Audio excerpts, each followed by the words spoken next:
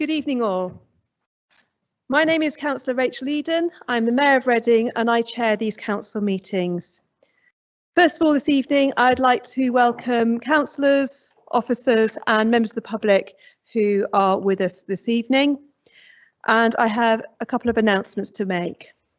Firstly, I'd like to inform everyone present that this meeting will be broadcast live on the internet and will be available for repeat viewing on the council's webcasting site. As this is the first meeting of the council since the sad news of the death of Her Majesty Queen Elizabeth II, I'm sure we all wish to mark our respect for the former sovereign tonight. We also, in a much more local and personal way, wish to pay tribute to one of our former senior officers, Mr. Dave Peasley. He was a much respected member of council staff for many, many years, and I'm sure many of us remember his advice and work fondly. I would like to invite Councillor Lovelock, who was leader of the council for much of the time that he worked here, to speak a little bit about Mr. Peasley and his work in Reading. Thank you, Madam Mayor. I think it was with a great deal of shock and sorrow that those of us that knew Dave learned of his passing a couple of weeks ago, and I'm sure we'd all like to join together and send our condolences to his wife Jean and the rest of Dave's family. I first got to know Dave when I was lead councillor, as we call it now. It was chair of Housing Committee at the time, in the late 1980s, when he was the chief accountant looking after the housing revenue account. And I think what impressed me right away was that Dave understood it wasn't just spreadsheets and a pile of figures. It was about making a difference to people's lives and finding ways in which we could invest in our housing stock and provide better quality council housing. And he certainly believed very strongly in that. He then moved on up the ranks, more dealing with the general fund after that, and was one of the key people who helped us get our heads around what it would mean to be a unitary council, taking on those massive spenders, education and social care in particular. But again, he showed his commitment to finding ways in which we could deliver the sort of services that people needed across the board, and really, as I say, helped us to get our heads around those new responsibilities as we became a unitary authority in 1998. He became the Director of Resources and held that post for a number of years. And of course, by 2010, we had a coalition government that was determined upon austerity, and it was quite a hard task for us as an administration to get our heads around what that was going to mean in practice. Again, Dave's calmness and expertise helped us make decisions we weren't comfortable with, but in a way in which impacted less on the people of Reading than they might otherwise have done. Finally, Dave acted as chief executive for a while between the old one and the new one, so to speak, as we've had those arrangements several times. But Dave, I had no hesitation in asking Dave to act as chief executive for a while, and he did that with his usual calmness and cool-headedness, and gave us the very best of advice throughout that time.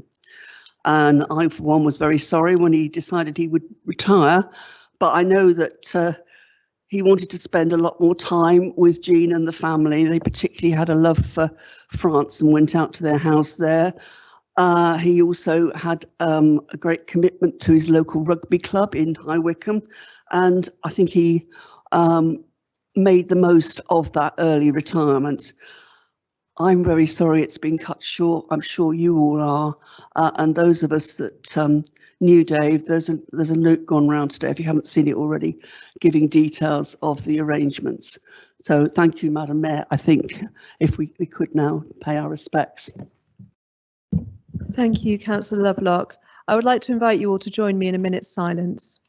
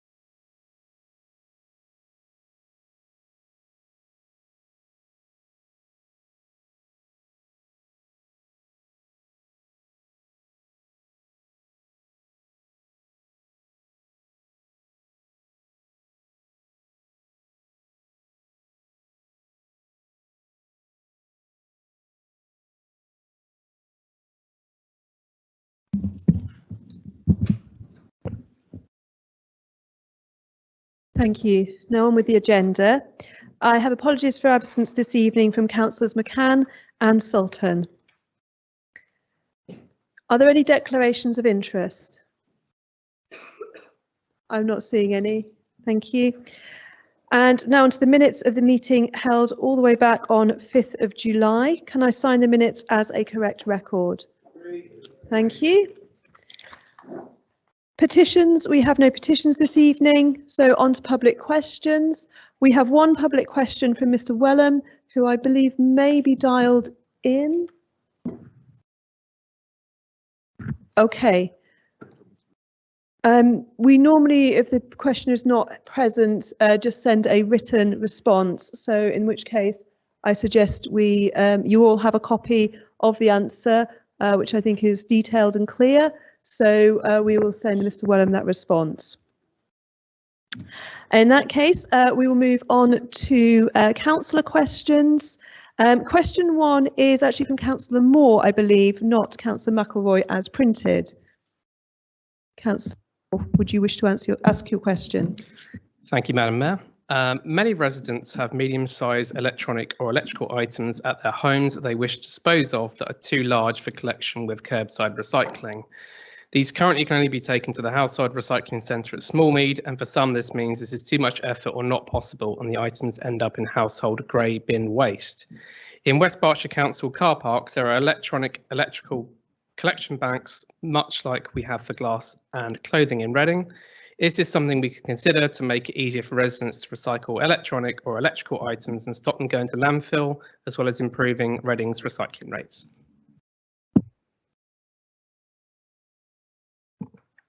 Thank you. Councillor Rowland to answer. Thank you, Madam Mayor. I would like to thank Councillor Moore for his question. Within the existing Reading Borough Council's recycling and waste curbside collection service, I'm sorry, I'm reading the wrong. Yes, okay, sorry about that. Service residents are provided with the opportunity to recycle a wide range of household items. The fortnightly recycling collection service not only provides for the recycling of a wide range of waste packaging materials, but also the opportunity for residents to present small waste electrical and electronic equipment, or WEE as we call it, for recycling at the curbside by putting the item in a carrier bag next to the red recycling bin on collection day. In consideration of your question, it is not accepted that the West Berkshire service is an improvement on our offer, as unlike Reading, West Berkshire do not provide this small WEE curbside collection service. West Berks has a small number of WEE banks, but they are of textile bank size intended only for small WEE, and so are unable to easily accept medium or larger sized items. We have avoided this route because WEE collection banks can be problematic in attracting additional fly tipping and even catching fire on occasion when disposed of. Lithium-ion batteries ignite when left in items. For larger WEE items such as microwaves, vacuum cleaners, televisions, etc., Reading residents can recycle these items either by taking them to the Household Waste Recycling Center at Smallmead, or if they do not have access to a vehicle, we have put in place the well-used free bulky waste provision alongside our paid-for bulky waste collection to dispose of larger WEE items. Residents can request 2 free bulky waste collections per year, or if they have used up their free slots, they can pay for the collection of additional items. Our options have resulted in WEE now comprising a scant 1.8% of our residual gray bin waste. To put that in context, it is crucial to recall that we are now at just over a 50% recycling rate for all waste in Reading. Our continuing work to reduce the food waste remaining in our gray bins at 27% is therefore a far greater challenge, although we are continuing to tackle that by expanding bespoke food recycling services into blocks of flats to drive that number down further. Reading Borough Council's provision where small WEE items are picked up on normal collection routes is judged to be therefore the most efficient in terms of both lower carbon impact and cost, as opposed to providing additional infrastructure and collection services specifically for WEE items. In addition to the Council's provision for recycling larger WEEE items, retailers under the Waste Electronic Equipment Regulations 2013 are required to provide a take-back scheme when new equipment is being purchased from their store. Under that regulation, retailers are required to offer free take-back on WEEE, accept WEEE for free from customers supplied with like-for-like products, provide customers access to written information on the service provided and what they should do with their WEEE. A recent tour of our RE3 facilities exposed me to some of the impressive initiatives on site to further eliminate WEEE from our landfill sites. WEEE is sorted and items that can be reused in the first order are directed to the pre-cycle program on Portman Road and exported for reuse.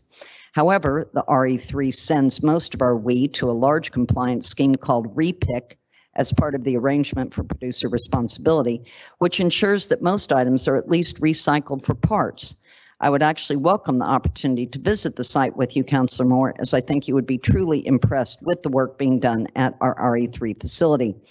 Finally, we are currently exploring with REPIC to look at promoting WEEE road shows within some of Reading's communities to create further awareness about what can be done by residents to properly dispose of WEEE and drive down that 2.81% number to zero.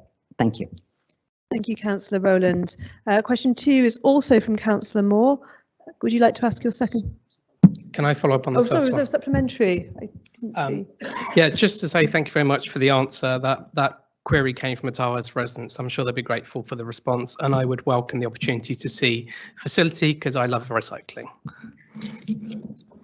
I'm sure you can make arrangements for that outside the meeting. Is that okay, Councillor Rowland? Councillor Moore, would you like to ask your second question? Thank you, Madam Mayor. According to the last released DEFRA figures, Reading Borough Council is currently 240 out of 338 in the English Council's Recycling League table, whereas the top 4 councils in the same table are all run by the Liberal Democrats. In line with the Council's commitment to a climate emergency and reaching net zero, when is curbside glass recycling planned to be introduced, a service long requested by the residents of Reading for many years? Thank you, Councillor Moore. Councillor Rowland to answer. Thank you, Madam Mayor, and I would like to thank Councillor Moore for his question.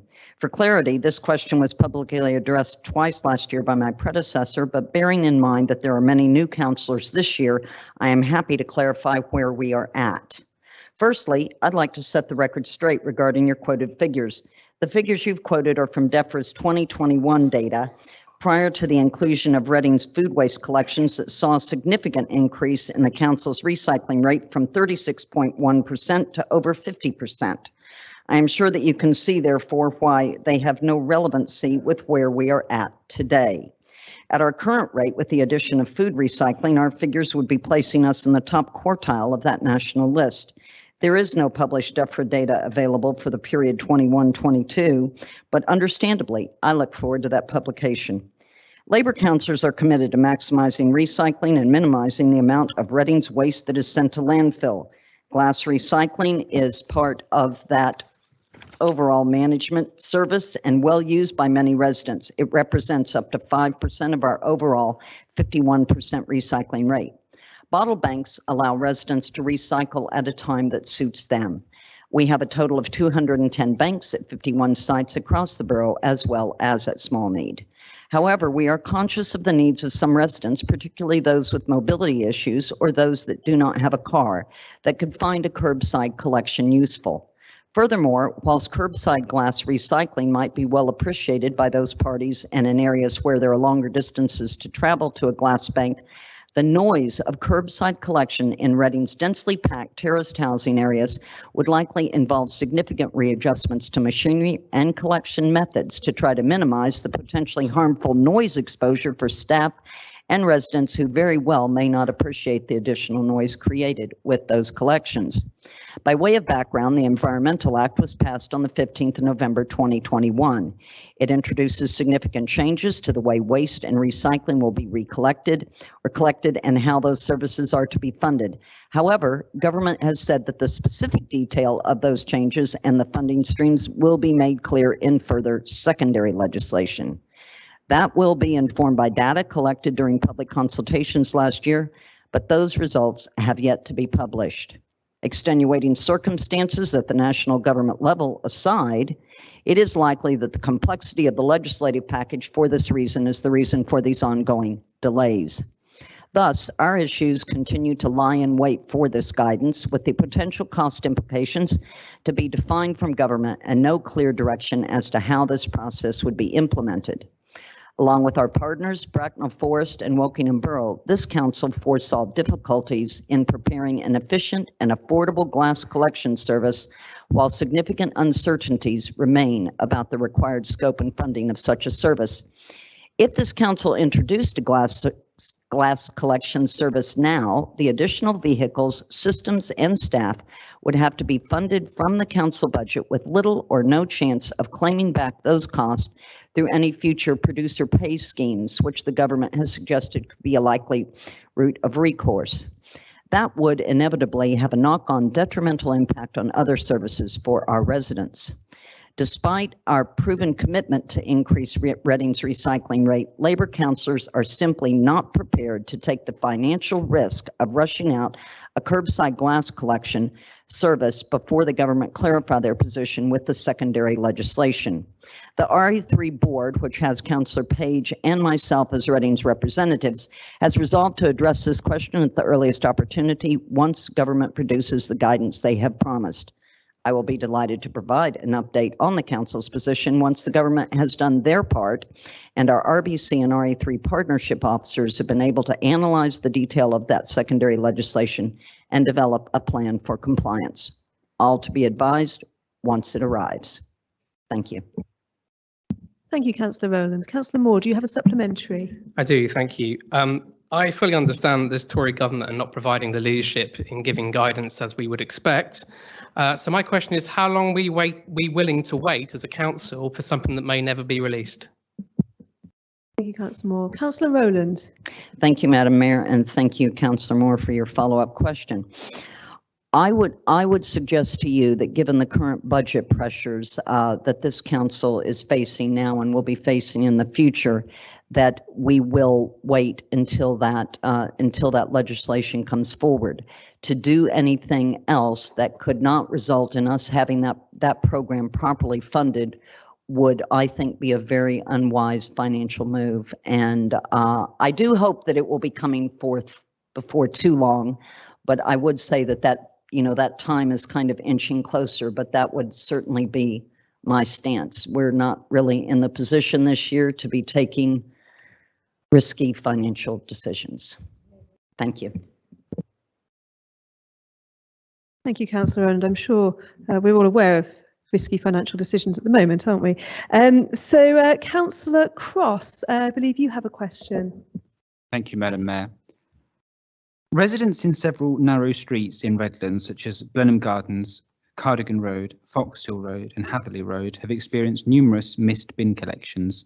This has understandably caused considerable frustration. Could the lead member please provide me with an overview of the issues caused by poorly parked cars blocking the bin crew's access, and let me know whether the council will be proceeding with the introduction of an ultra narrow bin vehicle, which could greatly alleviate the issues faced by local residents. Thank you, Councillor Cross. Councillor Rowland. Thank you, Madam Mayor, and I'd like to thank Councillor Cross for his question. In my lead member capacity, I have spoken to many residents living in the affected streets and fully appreciate their frustration as a result of disruption to their waste collection services. All they want is their rubbish and recycling cleared when we promise, and we need to do all we can to ensure that for them. Although access problems are not encountered every week, occurrences are becoming more common and thus more trying for residents who have had years of collection issues. Our recycling and waste services team currently service some 1,400 residential roads across the borough and experience issues with restricted access in a relatively small number of identified roads.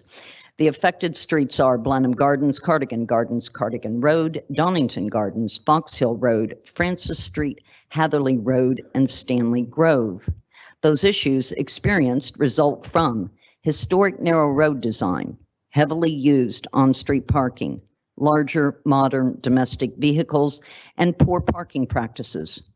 Whilst these factors impact the delivery of our waste services, they also present challenges to emergency and delivery services, and a range of measures will be required to fully resolve this. We have thus set out a program of long-range and temporary approaches that are currently being worked on through to implementation. Number one, over the summer, we completed a trial of a 12-ton ultra-narrow waste collection vehicle. This is something that Labor has trialed before, but due to multiple considerations, it was not the right answer at that time. My immediate predecessor and I were eager to progress this effort again this year. Despite exaggerated rumors to the contrary, the results of the trial of the new narrow road bin lorry were successful this year in its final analysis. It was determined that the vehicle has the potential to realize its role on the fleet, not only to collect on those roads, but also to be utilized for other street cleansing throughout the town, a critical component to its financial justification. As such, the purchase of the vehicle has been submitted as a capital funding bid to the current funding round. Given our priority to service all residents across the town equally and the ongoing detrimental impact of failed collections in these streets, I am hopeful that the bid will be successful and we might be able to introduce such a vehicle in late 2023. But I am also conscious that the council budget will be under significant strain as a result of inflationary pressures, and that all spending decisions will have to be properly considered in a holistic way across the entirety of the council. If successful, it will enable the service to add the vehicle to the fleet from September 2023. Number two, whether or not we are able to pass this budget in this year, the problem in the interim remains, or if it fails to ultimately pass the budget round. Therefore, we have had to look at ways to best address the affected streets. In your ward, those streets are currently serviced on a Friday as a result of historic round scheduling. This means that failed collections require repeat revisit on Saturday or the following week, leaving residents frustrated over a weekend and into the early part of that next week. Thus, we are intending to move the most affected streets collection day to a Tuesday. So in the case of an inability to collect on a road, failed collections can be addressed expediently over the remainder of the week with greater staffing abilities at our disposal. The change in collection schedule and its intended benefits will be communicated clearly to residents with ward councilors fully briefed. Whilst writing to residents, we will be reminding them of the detrimental issue poor parking can cause and ask for their assistance in addressing this. These actions will alleviate some of the immediate issues and pave the way for the introduction of a new ultra-narrow collection round. Number three, in partnership with the Council's Highway and Traffic Services team and the Parking Services and Civil Enforcement teams, consideration will also be given to reviewing enhanced parking control measures in the impacted streets. Proposals arising from this consideration will be presented to and considered at an appropriate committee, likely to be the Traffic Management Subcommittee, and be subject to public consultation as appropriate prior to any implementation, if and where agreeable. It is hoped that this package of interventions will attempt to mitigate the issues currently experienced by residents, not only enabling improved consistency of recycling and waste service delivery when it is promised to be delivered, but also acting to address the broader issues experienced by residents with emergency services and third-party deliveries. Thank you, Councillor Rowland. Councillor Cross, do you have a supplementary? Thank you, Madam Mayor. I thank the Leave member for her response, as well as for regularly meeting with me to listen to my feedback and suggestion on bin issues and getting stuck in on the ground in dealing with the aforementioned problems in Redlands. In addition to the steps set out in the response, I have previously raised the issue of crews putting flyers on the offending vehicles' windscreens and improving online information to clarify the situation to residents. Can she please confirm if this is something that the council will be taking forward on an ongoing basis? Councillor Rowland. Thank you, Madam Mayor. Thank you, Councillor Cross. Yes, those actions will be ongoing, and those actions have already been implemented. And I do have to say I thank you for all of your work on this and your ability and your dogged persistence in trying to solve this issue. Thank you, Councillor Rowland. Question 4, we're going to give Councillor Rowland a rest. So Councillor Thompson wishes to ask a question. Thank you, Madam Mayor. For over 80 years, Citizens Advice Reading has been helping people through a multitude of financial, employment and personal issues. The booklet Information for Reading Councillors, provided by the Reading Advice Network little more than 2 months ago, lists Citizens Advice Reading far more often than any other organisation in the town. Citizens Advice is the go-to service known and trusted by so many of our residents. The breadth and depth of their knowledge here in Reading is unrivalled. Citizens Advice don't just provide free advice, as I learnt when fellow councillors and I visited their offices in early July. They work with some of our most vulnerable residents to help them unpick complex problems, for example, with debt, employment or housing worries. They negotiate on their behalf with landlords, utility companies and other creditors, and in doing so, underpin the well-being of those who seek advice and support. They help many of our most vulnerable residents not just to get out of debt, but to stay out of debt, to have the skills to cope better with the problems they experience. The provision of advice and support is quite rightly a key part of the Council's own social inclusion agenda. However, when the recipients of the Council's Closing the Gap funding were announced earlier this summer, Citizens Advice Reading was not on the list. They have been awarded a second, smaller tranche of Council funding, but this is for specific delivery of debt advice, and these funds will not cover the Citizens Advice Core General Service. Without it, all of their specialist services are at risk. Services such as the Macmillan team, who provide welfare and benefit support to people with cancer and their families. Townhurst residents who work at Citizens Advice tell me that morale is at rock bottom, and this matters because fully qualified, experienced staff in areas such as debt and benefits advice and money management are in short supply across the region. If staff see no future in Reading, they might well move to Citizens Advice services in Wokingham, Newbury or elsewhere. 5 years ago, Citizens Advice in Slough closed down after they lost essential funding from their local council. The alternative proved not to be robust and people were left with nowhere to turn. Slough Council has started to fund Citizens Advice again, but the service is a shadow of what it once was. As families across Reading struggle with the cost of living crisis and turn in increasing numbers to Citizens Advice, this vital service is at risk. Will the Council pledge to do all they can to ensure that Citizens Advice Reading remains able to provide a general service for the people of Reading during this extraordinarily difficult period and for a long time to come? Thank you, Councillor. Councillor Terry. Thank you, Madam Mayor. Firstly, let me say that I, and I'm sure all councillors, value the service Citizens Advice Reading has provided to Reading and its residents over many years. The council has worked successfully with it on many projects, and this joint working is planned to continue with the latest Closing the Gap Commission and beyond. The council allocated £270,000 a year to support people in poverty as part of an overall investment in the voluntary sector of over £1 million per annum through its recent Closing the Gap commissioning process. This direct financial commitment has been made to maintain a consistent level of support to people at risk of poverty with money management and welfare advice, along with well-being and mental health support.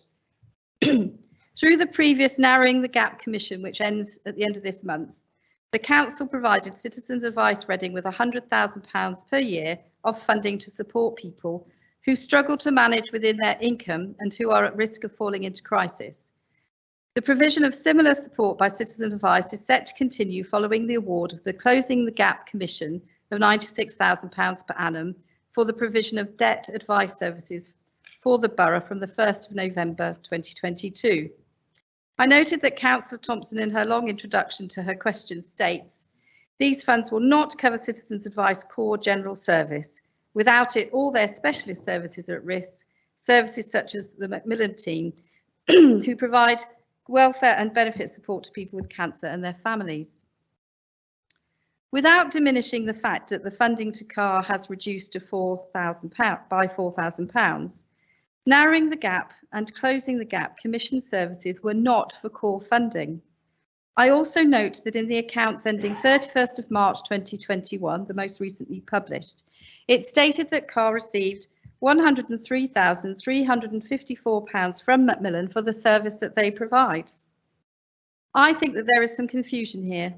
The council has not been funding CAR for a general advice service, although to be helpful, I understand that in the past, whilst the Commission was focused on debt and improving income, council officers took a broad definition of this to include anything that might impact on someone's income. The specification for the provision of debt advice within Closing the Gap is more tightly focused than the previous funding, but a lot of the broader elements are being picked up from the separate services provided by the Tackling Poverty Partnership. Regarding the reference here to other organisations who will be providing services, I understand that Councillor Thompson was elected this year, so she will not necessarily be aware of the background to Closing the Gap Commission, which received cross-party and unanimous support at Policy Committee last December. 25 organisations are currently funded through the existing Narrowing the Gap Framework Commission by the Council to tackle poverty, discrimination and disadvantage, promote well-being and support thriving communities. On the back of a review of the current programme and consultation with the sector, a new outcomes-focused framework was developed and identified 4 lots for the providers to bid against. Phase 1 was advertised on the 4th of April 2022 on the public procurement portal. The Council offered several sessions to prospective bidders to discuss the requirements, the outcomes-based approach and the overall procurement process. The scores were determined based on quality, 75%, and price, 25% criteria. 30 bids were received in total, including 6 partnership bids.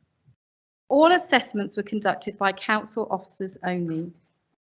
On the back of phase 1, 10 providers, including 4 partnerships, were awarded contracts to the value of £849,416 per annum, leaving £205,474 remaining.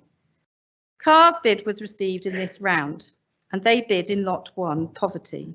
Their bid passed the quality and price scoring thresholds, but they were the second highest scoring bid.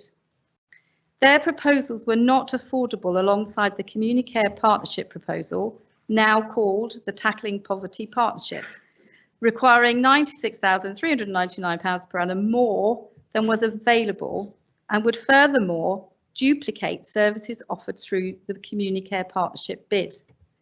Phase 2 commenced to ensure that gaps in the portfolio that had been identified during the Phase 1 procurement were fulfilled.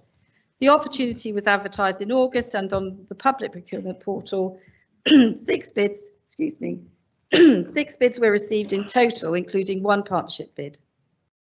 On the back of Phase 2, 3 providers were awarded contracts to the value of £170,466. Councillor Terry, so your answer is at 5 minutes, so if you want to round up. So, I mean, you have the rest of the question there published. The point I'm making is that there was a full, open and transparent process, and I'm afraid that Citizens Advice didn't secure more funding in the first round. The partnership did, who will provide a lot of the services that they provide. So the provision hasn't gone. They came forward for the second round and they now have funding to carry on the work that they were doing, and I hope they will be successful. We work with them in other things, they get in-kind funding, and so I think that they will continue to be sustainable and decisions need to be made by the board, but we are here to work with them and officers have been meeting them to do that. I think if I could round that up. Thank you very much, Councillor Terry. Is there a supplementary? Yes. Yes, Madam Mayor. Councillor Thompson gets first refusal. Oh, If she wishes. Yes. Thank you for your answer, Councillor Terry, and I'm glad to hear that you are still working with Citizens Advice to ensure their sustainability. I just would like to clear up one thing, to clear up any confusion that was concerning the Macmillan service, because of course Macmillan do fund the service, but they rely on Citizens Advice Reading being in existence to support that service. Is that a question? Okay, thank you. I did notice another supplementary, I'll take one. Thank you, Madam Mayor. I would like to thank Councillor Terry for her detailed response, as well as Councillor Brock's letter to me about this important issue. However, as the Council's nominated representative on the trustee board of Reading Citizens Advice, I would like to raise an issue I believe has not been addressed fully so far. The team at the Reading Citizens Advice office have told me about the So increasing. is this a supplementary question? It is. It's very brief. Could you come to it, please? I will come to it. Sorry. Yeah, otherwise we're going to run out of time before you get to your answer. The team at the office have told me about the increasing complexity of cases. Is Councillor Terry able to confirm to me that the new provider will be able to deal with this increasing complexity, given that their contract appears to have been chosen as the lowest bidder? Thank you. Councillor Terry. Okay, I think I get the supplementary is relevant because I mentioned the other organisation. They weren't the lowest bidder. They were the highest quality and cost bidder. So there's no reason for me to doubt whatsoever that they've complied with the criteria and that they will be able to meet the requirements of the specification. And I know that the organisations involved, such as Communicare, deal with lots of complex cases. I can say that much, Madam Mayor. Thank you, Councillor Terry. And I'm sure further briefings are available if councillors wish for them.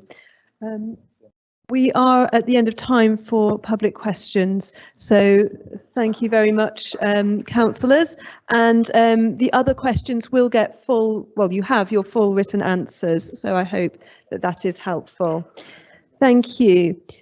Councillors, ready? Thank you.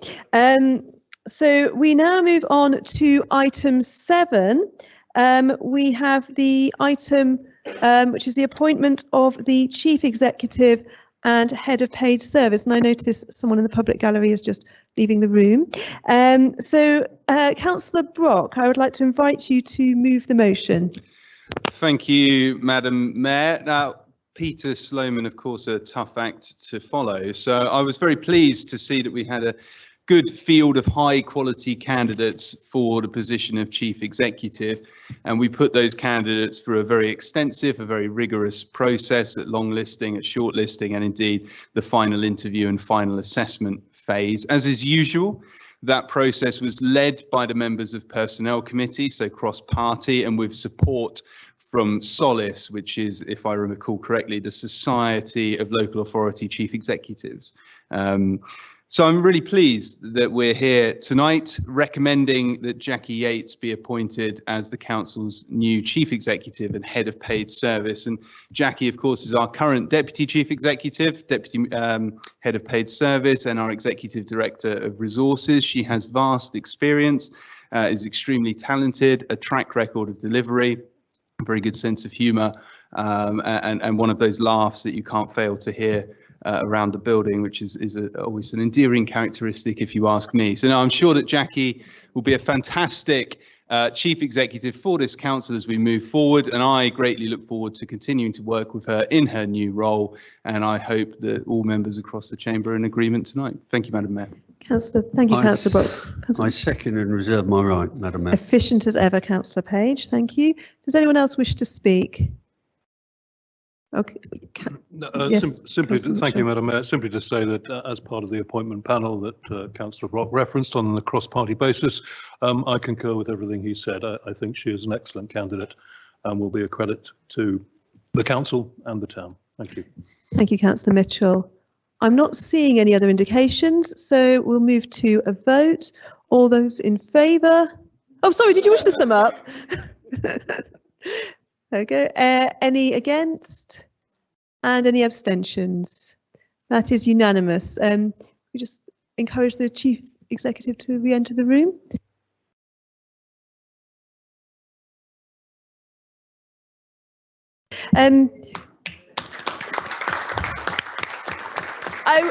I would like to invite the Chief Executive to join us at the front of the room, please, if you don't mind.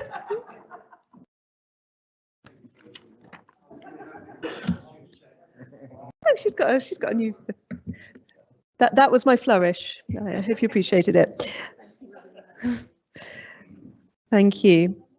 So we will now move on to item 8, which is the Code of Conduct. Councillor Terry, I'd like to invite you to move this motion.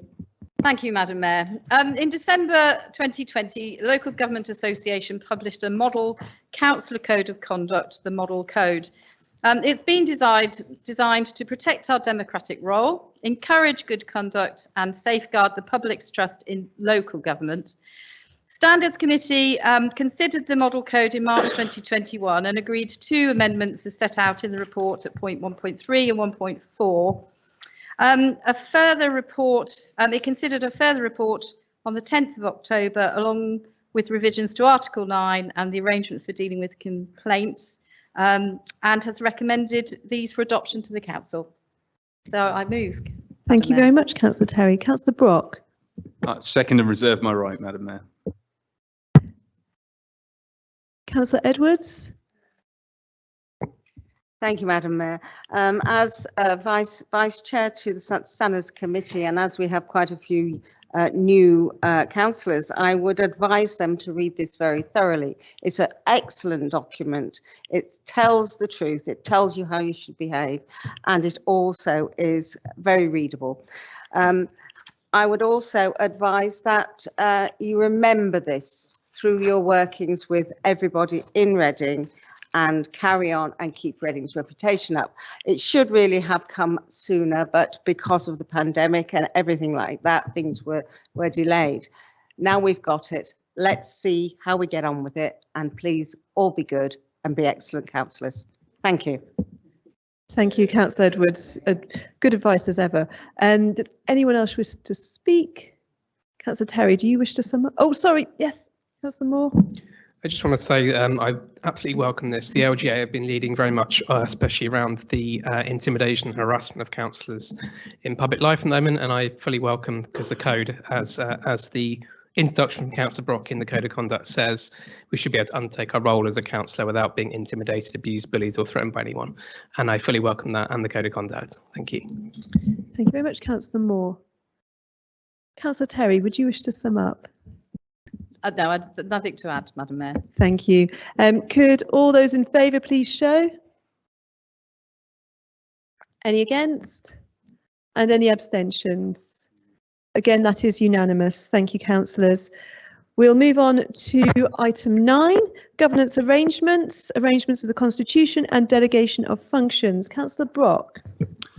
Thank you, Madam Mayor. I love constitutions. I could eat them for breakfast, but it is right that we should review ours, and it's the first comprehensive review in almost 10 years since we first moved to the committee system, which I think has been a success, but there's always room for refinement, and a comprehensive review is the best way to ensure that we are looking at things holistically. Now, our constitution is, of course, a living document. We tend to amend it almost annually at the AGM in some way, shape or form to tweak it.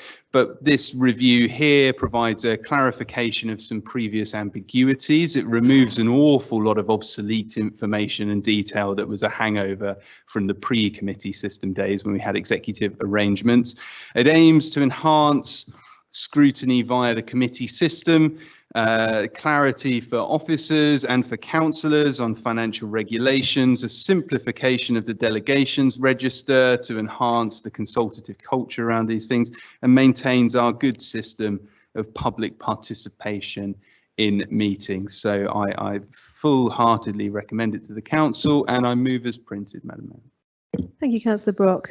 Councillor Page. No, sorry, it's Councillor Terry I have down. Oh, it's my apologies. I second and reserve my rights, Madam Mayor. Thank you, Councillor Terry. Councillor Page, did you wish to speak? No. And does anyone else? I'm not seeing any indications. I'm sure we've all read it with as much pleasure as the leader. Councillor Brock, would you wish to sum up? Only to say how wonderful it is to have had such enthusiasm for this evening, Madam Mayor. So I suggest we proceed to the vote. I think they're all stunned into enjoyment. Right, councillors, we now move on to the last item of business. Oh, no, sorry, you need to go to vote. Sorry. Yes, I feel we should vote on this. You're right, Councillor Brock. I apologise. Can we take a vote then, shall we? Even though you didn't want to talk about it. Okay, all those in favour? Yep, any against? And any abstentions? Well, that is unanimous. So we now move on. We really do move on to the last item on the agenda tonight, which is access to healthcare. Councillor Rowland, I'm going to invite you to move your motion. Thank you, Madam Mayor. As a person living in the majority of my life in the United States, I have watched with incredulous alarm as the Supreme Court overturned Roe v. Wade, ripping away a woman's right to make basic autonomous decisions about her own body. This has further fueled the political and religious battles that have divided that country. Just today, President Biden stated that, am I doing this correctly? Yes, okay, very good, I apologize. Should the Democrats land a majority at the midterms, that his first order of business will be to codify into law abortion rights across the country once and for all. The years of the fight over this issue in the states have been brutal and ugly. Over my years in the states, I took part in a great many demonstrations asserting my belief that no government should be able to remove such a fundamental right for a woman by acquiescing to the opinions of a vocal minority of groups that may hold adverse opinions about this fundamental right. I am proud to say that this motion mirrors Labour MP Stella Creasy's actions in Parliament just over an hour ago that conclusively, by a 297 to 110 majority, attached an amendment to the Public Order Bill that will criminalize harassing, obstructing, or interfering with staff or clients within 500 feet of a woman's clinic, with a sentence up to 6 months for those that do so. Therefore, this motion this evening, I hope, will see cross-party support in an affirmation of that amendment. We seek to affirm that Reading is a town that respects both a woman's right to access an abortion as need be, and, for those that wish, the right to protest. This motion clarifies that space wherein the latter shall not interfere by causing undue stress or emotional harm to women accessing these services or to the doctors that provide them. The fight to secure abortion rights is still not over in this country. We know statistically that 1 in 3 women in the UK have had or will have an abortion, and we assume that right is safe. Yet abortion here is still entrenched in the 1861 Crimes Against the Person Act, which states a woman must be held in penal servitude for life if she were to cause a miscarriage. What changed that in the UK was the 1967 Abortion Act, which decriminalized the 1861 Act and a fairly narrow set of rulings which state a woman can secure an abortion providing 2 doctors agree to it, it does not take place after the 24th week of pregnancy, and that there is substantial need to prevent injury or mental harm in order to be approved. We also know that issues surrounding these decisions frequently affect the most vulnerable and poor in our society, women forced to make sometimes gut-wrenching decisions that can affect their futures, their finances, their psychological well-being, and that of their families. We also know that over 95% of abortions in the UK today remain approved based on the woman's mental health, as laid out in the 1967 Act. Therefore, women still have to essentially convince 2 doctors of their unfitness or instability in order to secure a legal abortion. Layer on top of that those that may wish to provide a further challenge to a woman in that position by attempting to aggressively or passively challenge those who should have the right to be privately and confidentially considering that decision. A US-backed organization called 40 Days for Life that annually holds 40-day-long prayer vigils campaigns around this country outside women's clinics is currently being held in towns across the country, including Reading. At times nationally, these prayer vigil protests have crossed that line between quiet, non-obtrusive protests and more aggressive situations that have caused undue distress through intimidation of clients and staff at these facilities. Challenges to clinic users and staff have varied across the country, and Reading has not been immune to situations occurring over the last few years. British Pregnancy Advice Service, or BPAS, has established a back-off campaign in order to combat unwelcome harassment or intimidation of their clients, and this motion supports those initiatives. Reading Borough Council and Thames Valley Police are monitoring the situation in Reading and will take necessary steps should they be warranted. But I think we can all be relieved that the new amendment passed in the House tonight will have that not require us to take that direct action as a local authority. Thank you, Madam Mayor. Thank you, Councillor Rowland. Councillor Challenger, have you done to second? I second and reserve my right to speak. Thank you, Councillor. I have Councillor O'Connell next. Thank you very much, and I can't thank you, Councillor Rowland, enough for such an excellent explanation. of a very complex issue and the impacts it has on women, well, on families, and the reasons why tonight this motion should be passed tonight. Even more thanks for passing on that news. I hadn't seen it in the last hour. That honestly, I had an answer all sort of written out here, and I'll read it, but you've cheered me up no end. In 2020, Lib Dem MP Sarah Olney tabled a bill to prohibit anti-abortion protests within 150 metres of abortion clinics. It's currently going through its second reading, but by the sounds of it, things have moved past that now, which is just marvellous, because we know how slow Parliament can go, especially at the moment when they have other things on their mind than the everyday business of government and looking after the people of this country. In no decent, caring society should the steps of an abortion clinic have become the place for debate. Women shouldn't be subjected to harassment for seeking legitimate healthcare. The behaviour of protesters, as you said, can be calm and quiet, but it often oversteps that mark and ends up being nothing more than bullying of women when they're at their absolute most vulnerable. The current law is failing women, but that appears, hopefully, to have been recognised. But we will be supporting this motion regardless. And as I say, I want to thank you for bringing it to the council so that we can all support it and protect vulnerable people within our boundaries from harassment. Thank you. Thank you, Councillor O'Connell. I have Councillor Robinson down to speak next. Thank you, Madam Mayor. Firstly, I'd like to begin by thanking Councillor Rowland for proposing this motion to come before full council this evening.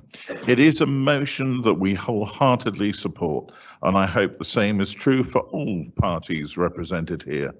We all know that the subject of abortion is a highly emotive one, with strong opinions by the pro-life lobby and the pro-choice lobby. The decision to terminate a pregnancy is not one that is taken lightly and is normally a heartbreaking choice for whatever reason is behind it. We are not here to discuss the pros and cons of each side, but to acknowledge that the right of choice is enshrined in our laws since the passing of the Abortion Act in 1967. We have seen the awful scenes at clinics and advice centres in the US following the dreadful overturning of the Roe versus Wade by the US Supreme Court, and the removal of the constitutional rights for women to have the choice of abortion should they need it. This has led to a great deal of anger and heartache, with the dangerous potential of returning to illegal backstreet abortions taking place, in many cases placing women's health in real jeopardy. Here in the UK, we have seen the rise of many pro-life groups protesting outside of our clinics and advice centres, literally harassing and haranguing women that need or want access to advice and information on those services. This is wrong and needs to stop. We are fortunate to live in a democratic country where free speech is a protected right, but it should not be used as a means of harassment. There is a time and a place to protest, but it is not outside such valued premises, harassing and providing additional stress and anxiety to those attending, seeking advice or working in such places. Those that wish to protest should look to lobbying the legislators, our democratically elected members of Parliament, if they feel so strongly that the law is wrong, as this is the way that change can be effected in a democratic society such as ours. We fully agree with the motion proposed and are more than happy to give it our full support to the recommended action. Thank you. Thank you, Councillor Robinson. Councillor Gavin, I have you to speak next. Thank you, Madam Mayor. And what a wonderful delight to find unanimity, I think, across this chamber on such an important issue. And can we note our thanks to Stella Creasy in the House of Commons, who has championed this cause for many years. And it seems that within the last very recent few hours has managed to get an amendment through. However, I'd prepared what I was going to say before that happened. So I'm going to say what I was going to say because I feel strongly about this. So I'm speaking as a woman this evening who believes that all women everywhere should be entitled to bodily autonomy. I respect the fact that not everyone agrees with this view and that they also have the right to express their desire to control women's bodies. What is not acceptable is that women seeking access to legal healthcare in the UK are suffering intimidation and harassment. Anti-abortion activists targeting abortion clinics are not protesting, they are harassing. Their aim is not to protest against the right of women to bodily autonomy, but to target and obstruct individual women as they seek access to legal medical treatment.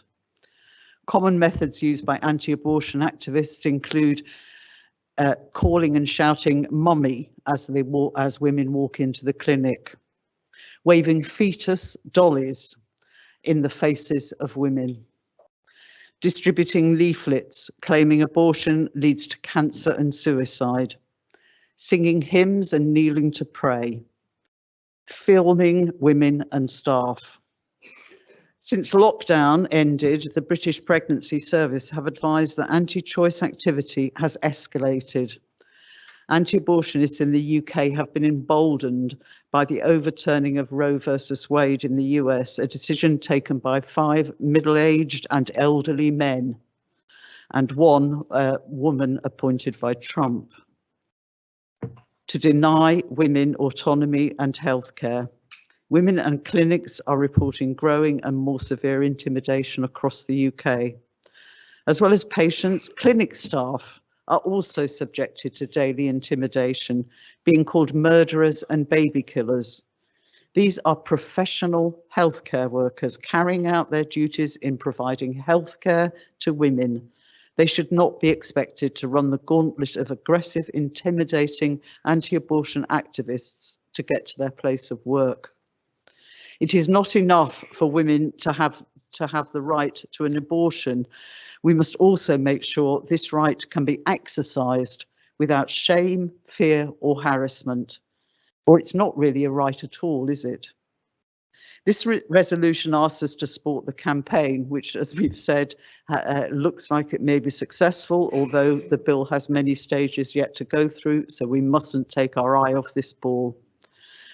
Anti-choice groups, of course, have the right to campaign to restrict women's autonomy over their bodies, and there are plenty of opportunities and spaces for them to do that.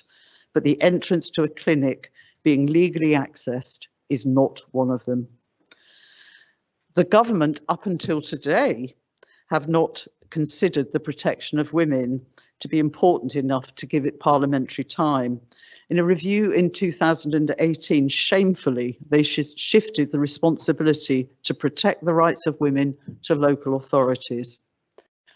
Until today, if we could prove that with lots of evidence over a period of time, intimidation was occurring, then we can apply for a public space protection order.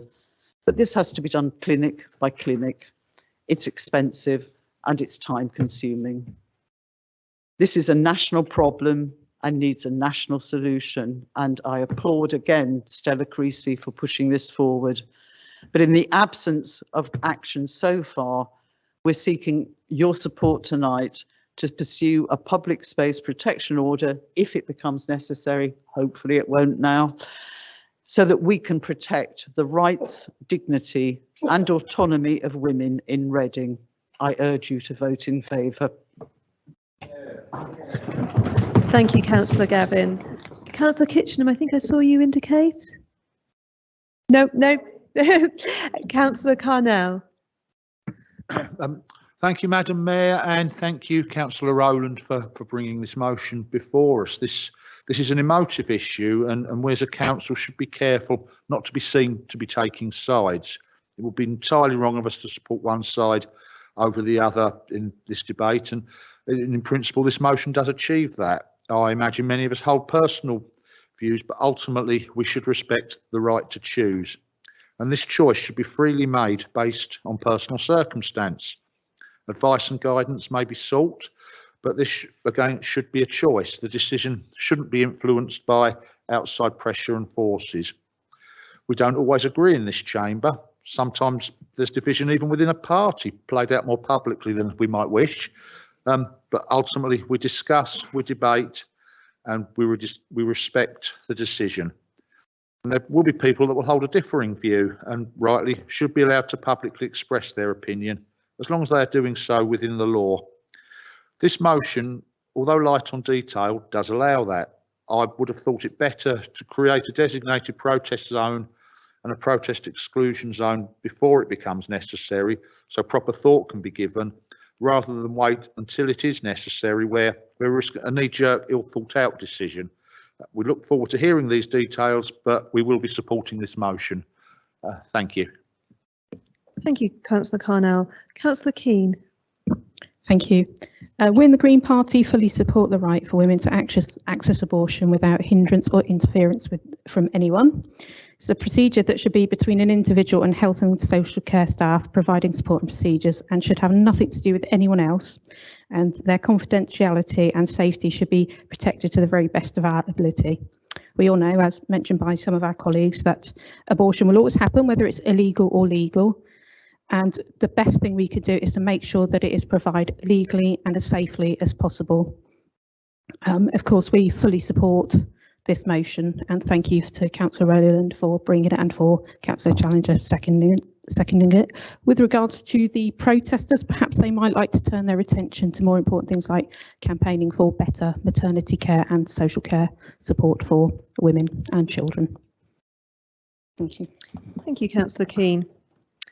Councillor Challenger, do you wish to exercise your right? I do, Madam Mayor, if possible.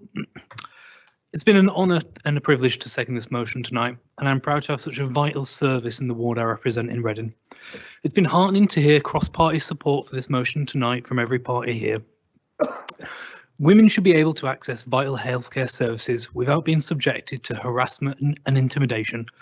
I've walked past quite sizable groups handing out leaflets, filming people and creating an intimidating atmosphere for women trying to access clinics. Encounters with these groups leave women feeling intimidated, distressed, and in some cases too scared to go through with their abortions. Abortion is a legal right in the UK. Women should be able to access clinics without being harassed, intimidated, or assaulted by zealots. Harassment is still harassment regardless of what compels you to protest. As mentioned today, Parliament has passed a great motion and an amendment to the Public Order Bill, but often where local government leads, national government follows, and with this, hopefully the 6th buffer zone that will come into force over the coming years in local authority areas to ensure that women have access to these services.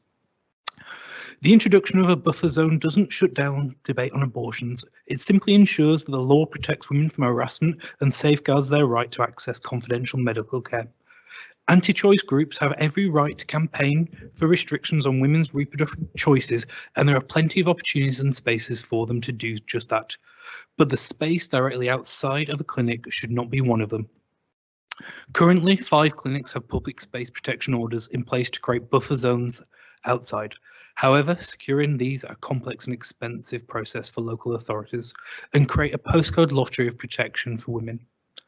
We know that local police up and down the country wish they could do more to support women, and I have to praise Thames Valley Police for the help and support they've given to me and Councillor Rowland in providing us with the information and support in our clinics in Reading.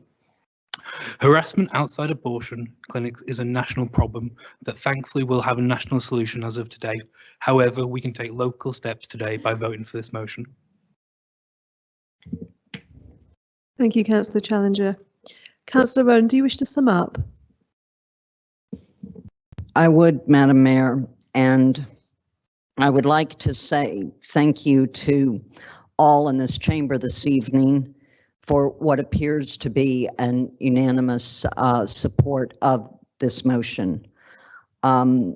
As an American, there is possibly no other issue that I feel more passionately about than protecting a woman's right to choose and have autonomy over her own body.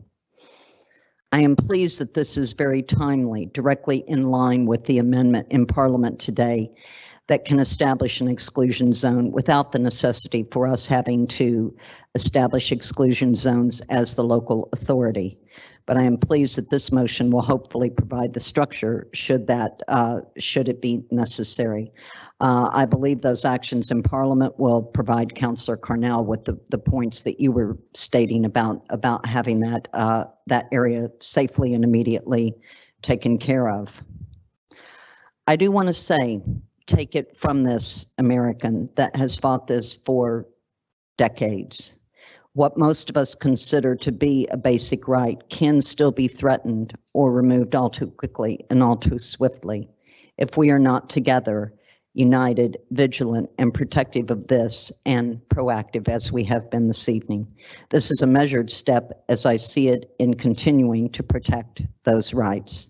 Reading must continue to be a welcoming town for a widely diverse community with people from all different backgrounds, beliefs, and practices. Those backgrounds, according to faith, community, or family, may dictate different reactions to the abortion conversation. This must also be respected, and this motion this evening allows for people on both sides of the issue to express their actions around this issue and to be respected, and by establish an exclusion zone for protests that allow women to safely access care without the intimidation of those that may wish to impede, threaten, advise, or persuade anyone needing to access or provide an abortion. Thank you very much. Madam Mayor, I move this as printed. Thank you. Thank you, Councillor Rowland. So we'll move to the vote. All those in favour, please show. Any against? And any abstentions? That is unanimous. Thank you, councillors.